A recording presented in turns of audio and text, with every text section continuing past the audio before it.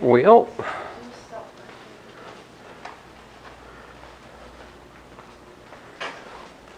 I will begin here as soon as I get this cleaned off.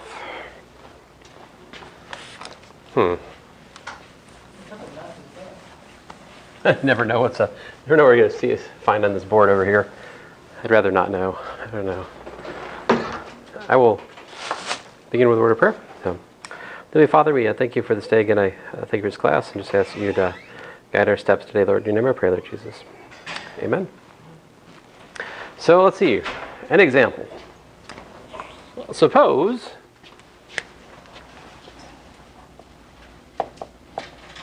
we want to solve y prime prime plus, I don't know, 3y prime plus 2y is equal to a case-wise defined function, which I'm going to call g. Now g of t here is going to be 0 for 0 less than or equal to t less than, let's say, 3, and it is, let us say, sine of t for t greater than 3, right?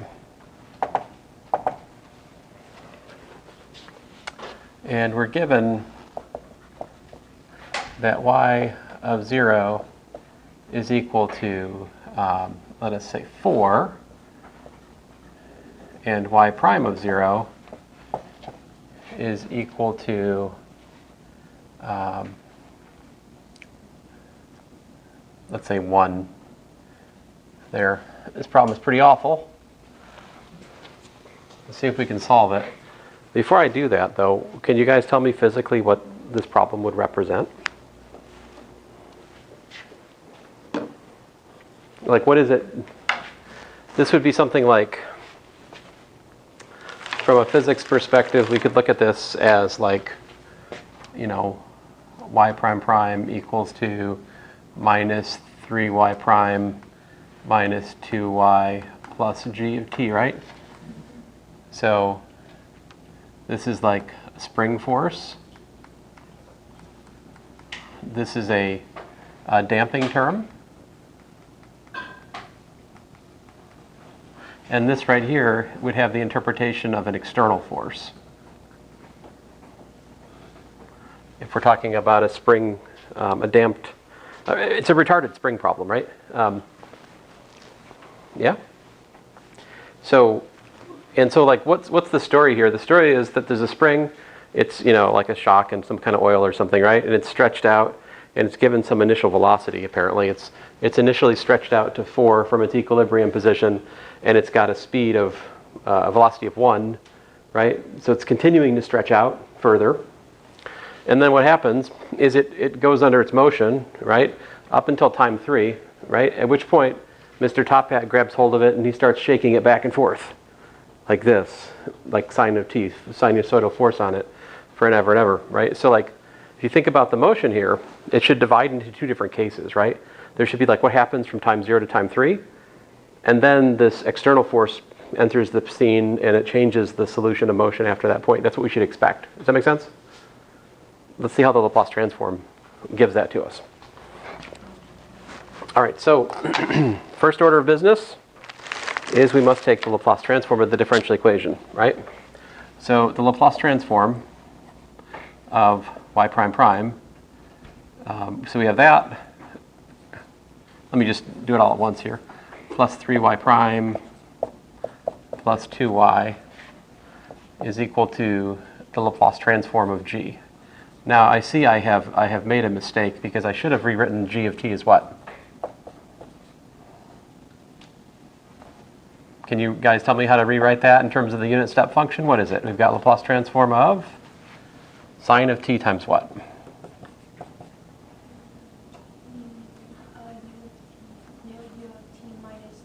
t minus 3. We have a winner.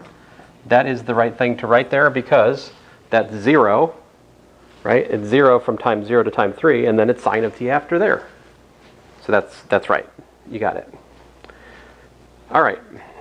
So what are we up against here? We've got s squared times big Y minus s times what? What's the rule? Does everybody have their Laplace transform sheet? Anybody not have it? Need one. All right. Let's see here. So s squared big Y minus sy of 0. What's y of 0 here? 4. So I've got a minus 4s, right? And then minus 1. And then plus 3 times, parentheses are your friend, s big Y minus 4, because that's y of 0, all right? And then finally 2 times big Y. All of that's equal to? All right, so what is the Laplace transform of sine of t times u of t minus 3? What was the story there? We worked that out last class, right? It's supposedly e to the minus 3s, right? Times the Laplace transform of the sine of t plus 3, which is e to the minus 3s times the Laplace transform of cosine of 3, sine of t, plus the sine of 3 times the cosine of t. So in view of that, what we get is e to the minus 3s, big parentheses here, cosine of 3 divided by s squared plus 1, plus s times the sine of 3 divided by s squared plus 1, right? Because that's the Laplace transform of sine and cosine respectively. Yep. Let me put a dividing line up in here. All right.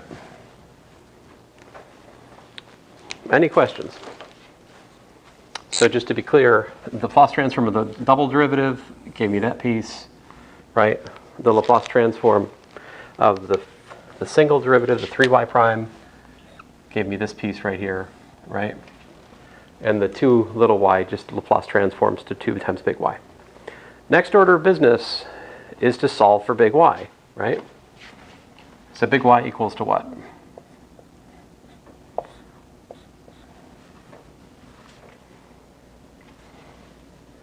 Let's see here. I've got a 4s.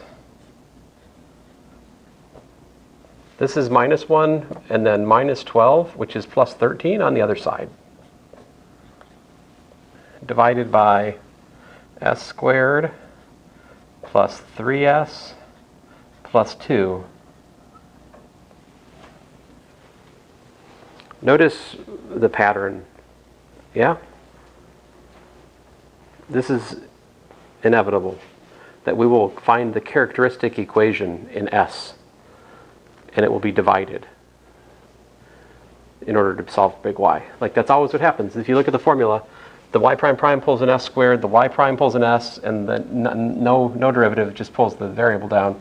So when I factor out the big Y, I get this times big Y, and then of course I've also got plus, e to the minus 3s, 1 over this jazz here, s squared plus 3s plus 2 times this cosine 3 over s squared plus 1 plus s times the sine of 3 over s squared plus 1.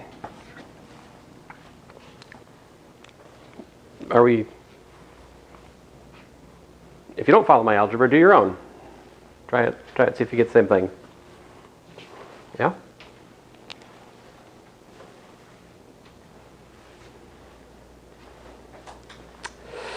Okay. So now we've got a bunch of algebra we got to do, right? There's basically, let's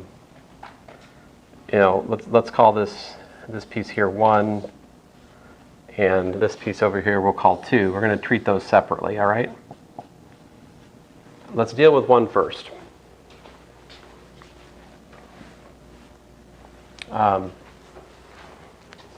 You know, maybe I should use this rolly board.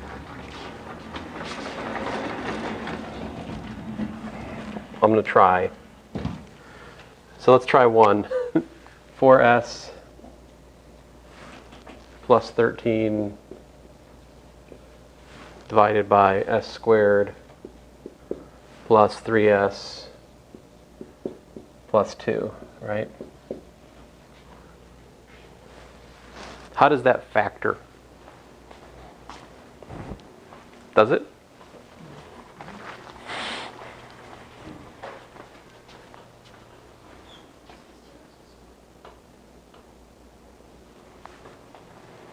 You say s plus 1 and s plus 2? Yeah. Okay, so partial fractions here is what? We do a over s plus 1, b over s plus 2. So I got 4s plus 13 is a times s plus 2 plus b times s plus 1. If I put s equals to minus 2, I get one thing. If I put s equals to minus 1, I get a different thing, right? Minus 2, 13 minus 8 is 5. For the left-hand side equals to, I think, minus b for the right-hand side. S equal to minus 1.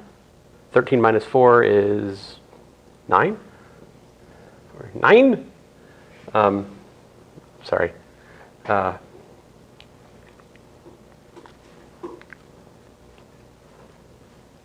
Minus 1 plus 2 is 1. That's an A.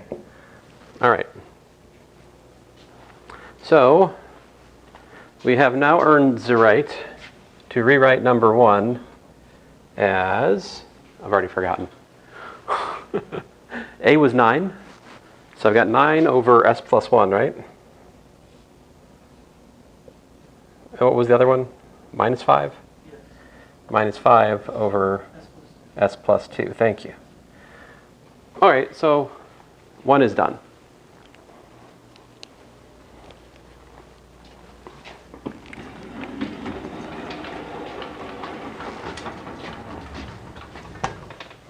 Now what? Oh, 2. 2, 2, 2, 2, 2. Goodness gracious. All right, here we go.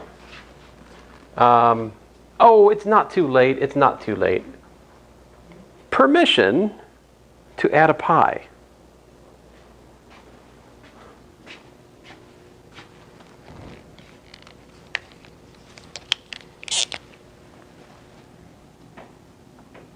Pi. What does that do for us? Well, for one thing, it makes it so we don't have to work with like cosine of 3 and sine of 3, right? We're going to instead get what? 3 and 0. Right, so like putting the pi there, and of course it has to go in the other spot too, right? Then puts it here, right? 3 plus 3 pi, right?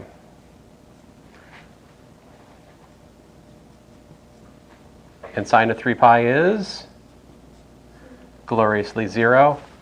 And cosine of 3 pi is? Cosine of 3 pi is 3? Oh, 1.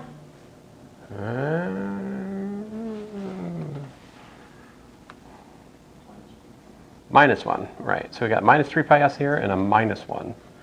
And now this other pesky term is gleefully gone, right? Guys with me? That will cut our work in half for this example. I hope you guys don't mind. I think it'll still be a good example. It just won't be quite as hideous. All right. So what are we up against? We need to deal with minus 1 over s squared plus 3s plus 2 times s squared plus 1. Right? That's the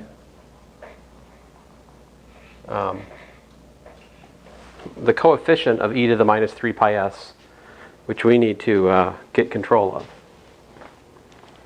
Notice that I am not including e to the minus 3 pi s in this algebra. The partial fractions should not directly include the exponential in s. Right? Partial fractions is an algebraic technique which we apply to rational functions in s. That's the quotient of polynomials. No exponential should enter the scene in this calculation. All right, but here's the deal. We've got ourselves an a over s plus 1, b over s plus 2, just like we did before, right? But now cs plus d divided by s squared plus 1. This one's a little bit easier than the one I worked the other day because the quadratic doesn't have a shift, you know? It's just a pure quadratic, which is kind of nice. All right. Then what do? Multiply both sides by the denominator, right? And that gives me minus 1 is equal to a times, I'll write it all out, s plus 2 times s squared plus 1 plus b times s plus 1 times s squared plus 1 plus, well, cs plus d times s plus 1 times s plus 2, right? So just multiply by denominator.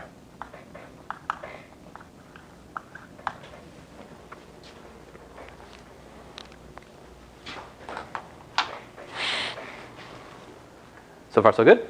Yes? No? Okay, so easy picking here is to put in the roots, right? Like, if we look at s equals to minus 1, we get minus 1 is, let's see here,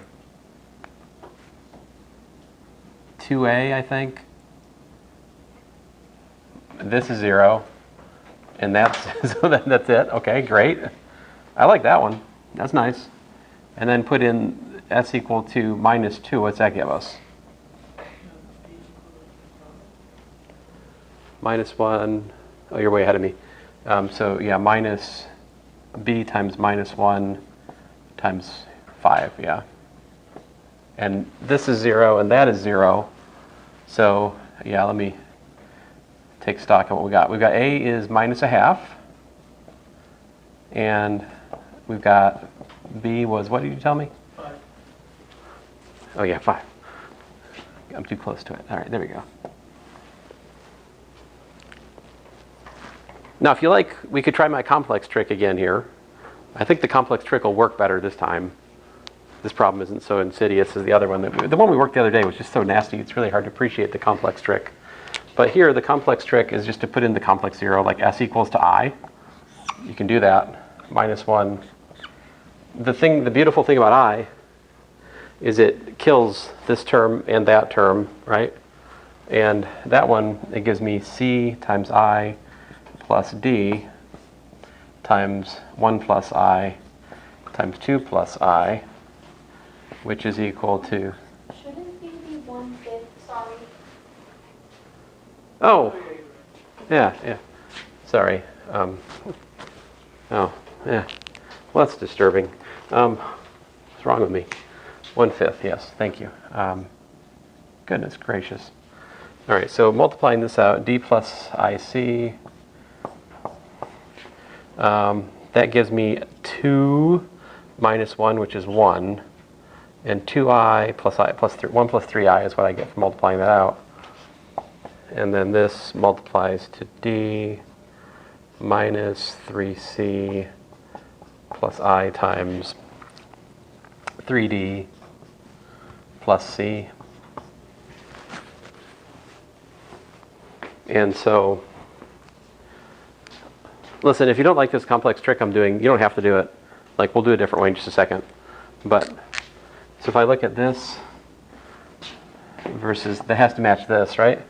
So I get d, the real parts have to be equal. So d minus 3c has to be equal to minus 1. And 3d plus c has to be equal to 0 because there's no imaginary number on the left-hand side.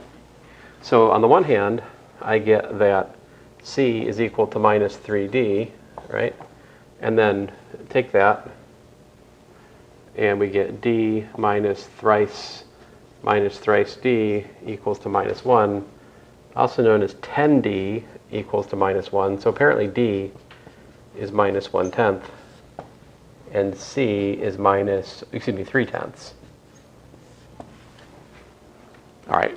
Now, suppose you're not comfortable with the complex way of doing it. What's another way we can solve this? To find the C and D. Any ideas?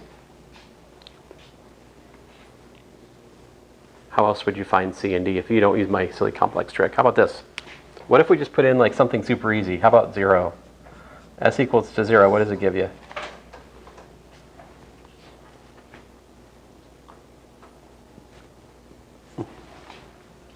Minus 1. The left-hand side is very boring in this one, isn't it? It's always minus 1. Minus 1 is 2a plus b plus, well, 2d, I think. So therefore, d is equal to minus 1 minus 2a minus b, all divided by 2. But we already know a and b. They were respectively, let's see here, so that's minus 1 plus 1 minus 1/5 over 2, also known as minus 1/10. Whew, well, that's a relief. Right? We got the same answer that I got with the complex method. Right? Well, 0 is a nice number. What else would you gonna do? Plug in pi, e, natural log of 2? No, none of those things, right? Something nice? Like what? I like, personally, I'm fond of 1. If I haven't used 1 yet, let's use 1, right? What happens if we plug in 1? I get minus 1 is equal to a times 3 times 2 plus b times 2 times 2 plus c plus d times 2 times 3.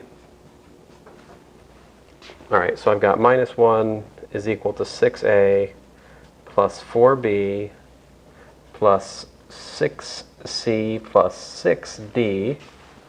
So take that and solve it for c.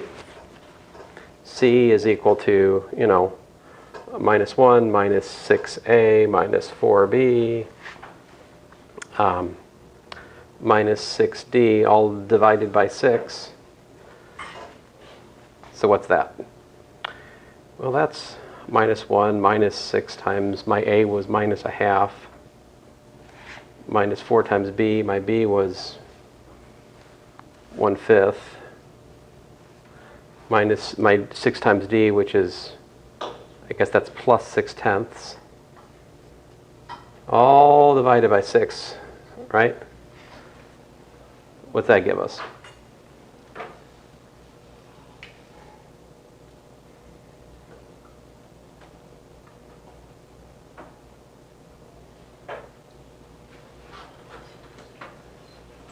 Yeah, getting out a calculator is a good idea.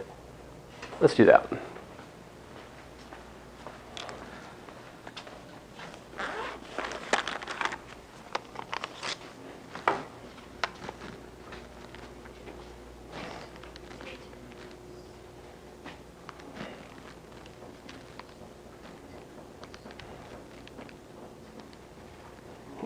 I get 9/5 over 6.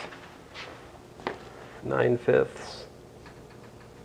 over 6, which is also known as 3 times 3 over 5 times 3 times 2. 3's be canceling, and we get 3 over 10, which is also that answer. Okay, great. So I've now showed you 2 complementary methods to find the tricky part of the partial fractions, all right? Now where did I find 0 and 1 from? Was there anything special about that? No, just like the ease of arithmetic, right? If 0 and 1 are used up in different respect in your problem, then you need to pick a different number, right? Like, just pick something simple, you know? The other thing you can do to solve this kind of problem is you can take this equation and you can differentiate it. And if you differentiate it, that'll also get you a nice equation sometimes. But anyway, enough about that. So what we got? We're not done yet, are we? So e to the minus 3 pi s. And all we've done so far is found a nice handy-dandy formula for 2, which was what? Minus 1/2. I'm going to write it in kind of an ugly way. Minus 1/2 divided by s plus 1. And my b, what was b? Plus 1/5 divided by s plus 2, right? And then what was my c? 3/10. 3/10 times s. Man, I can't remember anything. What was d? Minus 1/10. All right, minus 1/10. All divided by s squared plus 1. All right? Now, everything I just wrote down, yeah, is what we would call, I mean, we should give this a name for the sake of discussion. Let us call this whole business h of s, all right? Since we haven't used h for anything else here at the moment. What's the inverse Laplace transform of h? Am I allowed to use h, or do you guys have other reasons you don't want me to use h? No? Okay. So tell me what's the inverse transform of h, now that I've done all the work for you. I did the hard part. Right? The partial fractions is kind of the hard part here, right?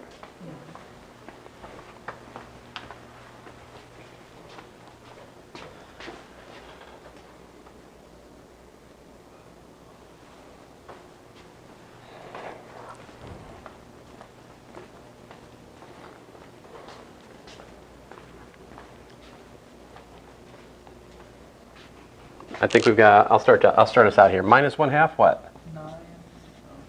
Yeah, minus 1/2 times what? Minus 1, 1 over s plus 1 should be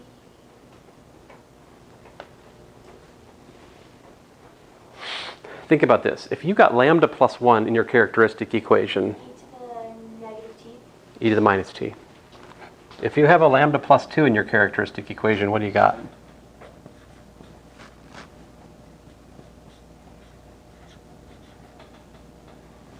If I have a factor of lambda plus 2, we know that gives us an e to the minus 2, right? It's the same with the inverse transform. S plus 2 begets an e to the minus 2t. Right? And then we've got 3/10 what? With the s, we get the cosine.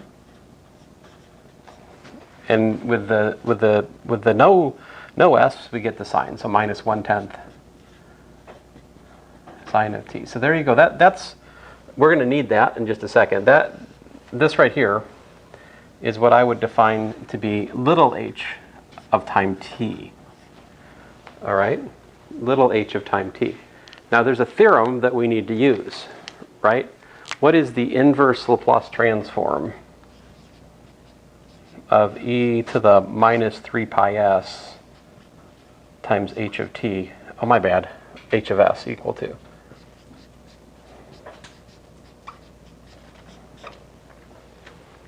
remember we worked that out last class.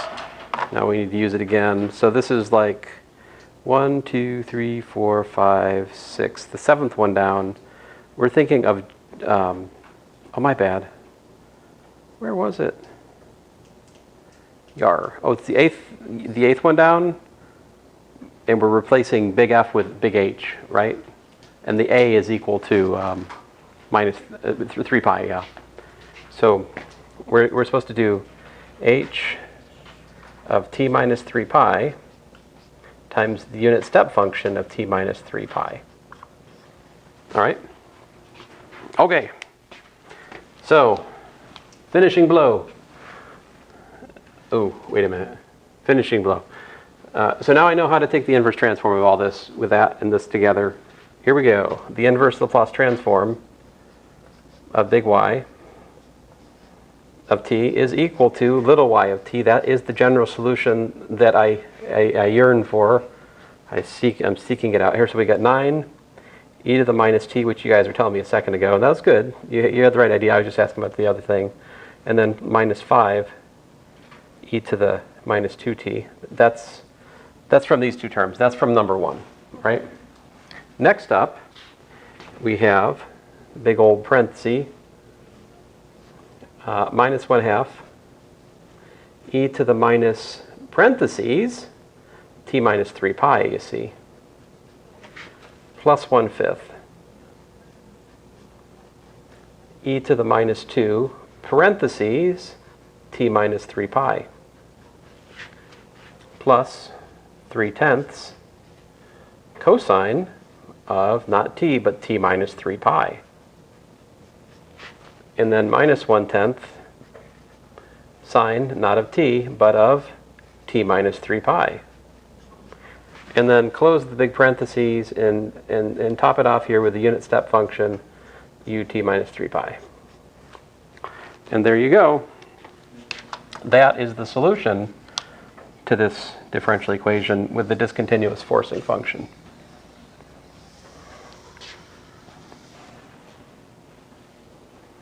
Now, we could further analyze this and rewrite it as a case-wise defined function, but I don't care. And I don't, do you want me to make you do that? I mean, I can add that to our list of computational, on our computational to-do list. It's simple enough to do. You just analyze the cases, right? Like we could think about this formula as it's written. What happens when t is less than 3 pi? When t is less than 3 pi, the unit step function is a big fat 0, right? In which case, we just have these first two terms. What are these first two terms? Well, these first two terms did the what? Very good. Actually, you're right. This is, in fact, the homogeneous solution. That is true, actually. That's the homogeneous yh of t. And this right here is a particular solution. Very true. Very, very true. Notice that yp of 0 is equal to 0. And yp prime of 0 is equal to 0. These are stupid things to notice. That's automatically true because the function 0 when time is less than 3 pi. So those are just obviously true. Which means that this isn't just any old homogeneous solution. It's a homogeneous solution which builds in the initial data. Right? Try it out. yh of 0, 9 minus 5, also known as 4. Differentiate this. You got minus 9 plus 10. Minus 9 plus 10, evaluate, that gives you 1. Right? So the homogeneous solution builds in the initial conditions. And then at time 3 pi, this happens. This is the response of the system to this push-pull force starting on at time 3 pi. Yeah.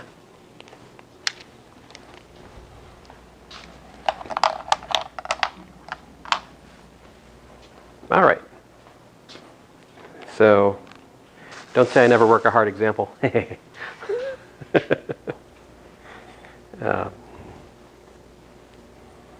All right.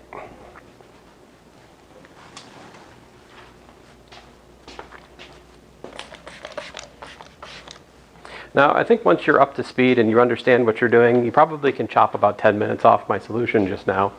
But even so, you see I can really only ask one of these on the test, right? I can't ask two of them, right? I mean, good grief. So.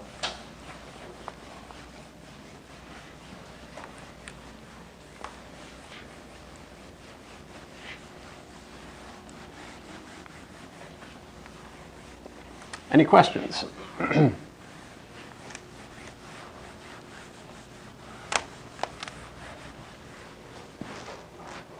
All right. Well, in that case, let's look at something completely different. Well, it's not completely different. It's sort of the next step in this story we're telling. You see, I can't do another example like I just did. Obviously, we don't have time. All right. But what I can do for you is talk to you about something called the Dirac Delta.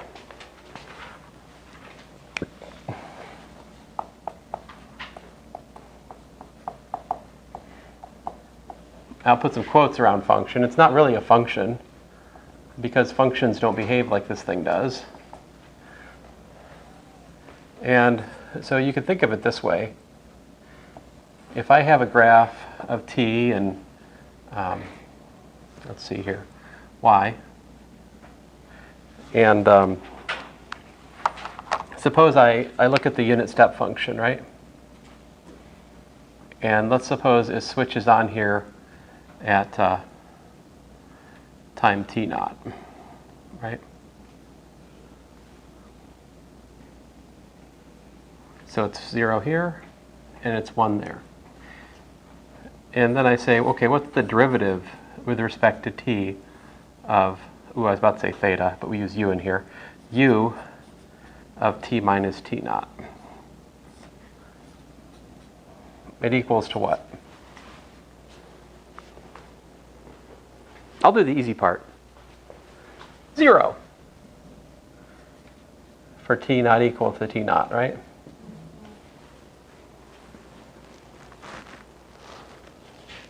So what is it at time naught, t naught?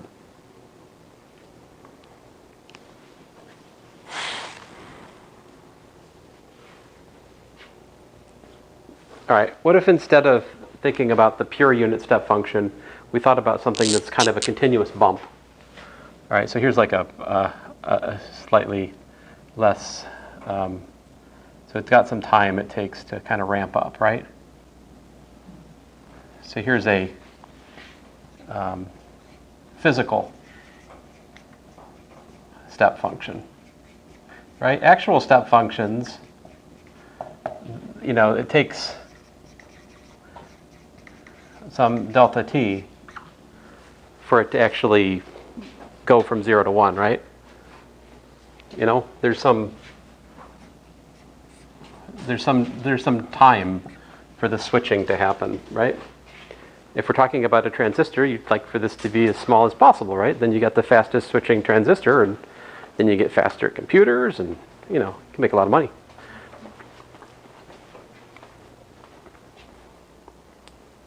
So what would the velocity graph for my red curve look like?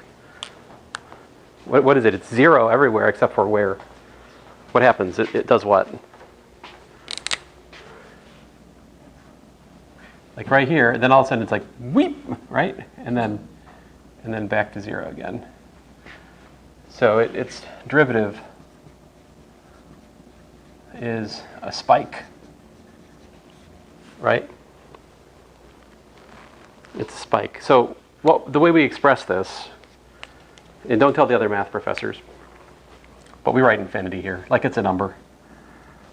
Man, don't tell Dr. Sprano. I heard him the other day telling a student infinity wasn't a number. We don't just write infinity. Shh, we do. We do write it. But not in that class, right? This class we do. So it's infinity, but okay, that's really just an invitation for a longer discussion. Here's the, in some sense, definition. And this may not leave you very satisfied, but here's the definition. This is denoted, this thing right here defines the Dirac delta function at time t naught, delta t minus t naught. And here's how it works for a test function. For any test function f, we define delta of, let's say, t minus t naught via this following formula. The integral from minus infinity to infinity of f of t times delta of t minus t naught dt is equal to, as it turns out, just f of t naught.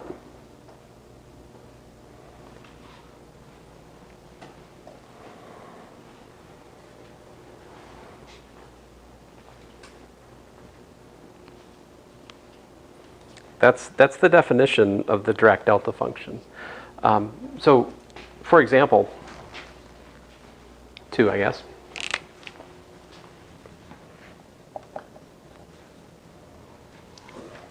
Here's t naught, right? Here y equals to delta of t minus t naught, right? So the integral from minus infinity to infinity of delta of t minus t naught dt equals to what? 0. Nope. You would like to say so. It's 0 everywhere except for one single point. Surely it must be 0.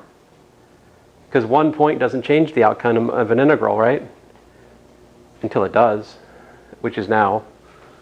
See, because it says, the definition says you take the function multiplying the delta and you evaluate it at time naught. Well, the function here is just the function, the constant function 1. So the answer here is 1. What is this saying? We're saying that the area under this spike is 1. It's an area 1 spike. Even if t was infinity? T can't be infinity. T is a finite. T was like arbitrary t naught. So T can be 72. It could be 67. It could be, any old number. So what I'm saying is the essential, and so, all right, so you're like, well, there's nothing like that. How do you do that mathematically? Well, that's not a problem for this course, right? That's a problem for advanced analysis. The answer to this question ultimately is that we're not talking about a function. We're talking about what's called a distribution. And distribution should be understood in some sense as like the limit of a sequence of functions. And the sequence of functions is the kind of things I'm drawing right here. Right? There's in the same way like the unit step function is a sequence of this sort of things like red. And because you can think about, there being one that's a little bit tighter still, like that. And then instead of having the green hump, I would have a even sharper green hump. Yeah. And those tent functions, if you will, tighter, but the point is like every one of those, if you look at the area under the tent, it will be 1. So you have a sequence of functions, each of which has this like spike at t naught, and the area under the tent is 1. And you just take the limit of the width of the tent going to 0, and yet the area is fixed at 1 as it gets taller. Right? That is how the Dirac delta function is like formalized. But we don't need all that to work with it. All right? Now the Dirac delta function is also known as the unit impulse function. Do you guys remember what impulse is?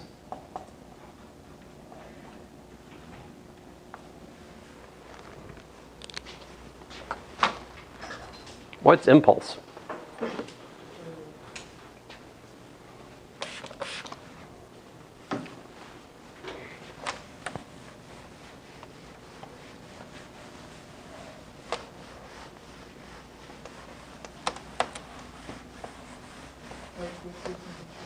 How quickly something changes.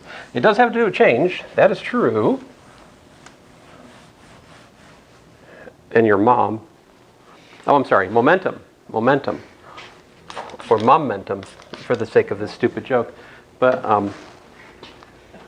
my mother's dead. Oh, I'm sorry. I didn't know. too soon? Hopefully not. Let's see here. So momentum is the time, momentum, Newton's second law is what? F equals to what? Well, F equals to ma, right? What is Newton's second law in terms of momentum, though?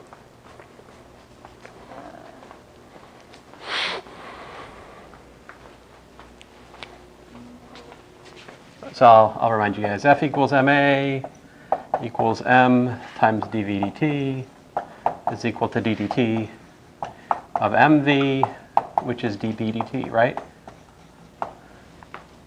And so if we integrate, say from time 1 to time 2, f of t dt, that's equal to the integral from time 1 to time 2 of dp dt, right? Which is p of t2 minus p of t1. This is the change in momentum, which we sometimes use a J for, impulse. All right? So if you have a force time graph, right, and you have your force is 0 everywhere, and then a spiky like that, and say the force as a function of time is, say, J, which is a constant, right? J naught, let's say delta of t minus t naught, then if you integrate your force,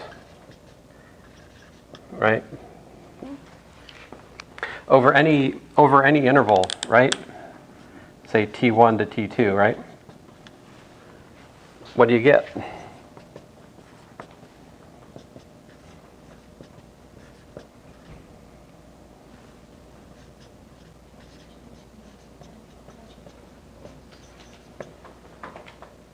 I mean, okay, first of all, since the delta is 0 everywhere except for where it's infinity, we can erase the t1 and t2 with what? Yeah, we can just do that, right? So now we're back to the definition, and we see we get J naught, right? When would this be the situation? When would you possibly know the impulse that's delivered to something? What would something like this, where you, what's that, a collision, right? Where you don't know the details of how much time it takes, you just know that before and after there's a change in momentum, right? An impulse. And so the Dirac Delta function, quote unquote, is a mathematical construction that allows us to capture something happening in an instant without getting into the details of how much time it took for that process to actually occur. The reason it's called the unit impulse is because if you put J naught equal to 1, you get just 1 for your impulse. What do you think the Laplace transform is of the Dirac Delta function? You're like, oh man, it's the end of class. How you don't have time for this? Oh, I do. Check this out, right? Delta of t minus t naught of s integral from 0 to infinity of e to the minus st times delta of t minus t naught dt. And we don't have to do that. You can throw minus infinity into here if you like, right? And lo and behold, we get what? E to the what? Minus st naught. Yeah. Whoa. So, moral of the story. And we'll see that we'll solve problems like this next class, and you'll see that that kind of, if that force is like this, it's way easier than the one we did today, because you just pepper the expression with like. Anyway, we'll do it next class. We don't have enough time today. I'll shut up. Thanks, guys.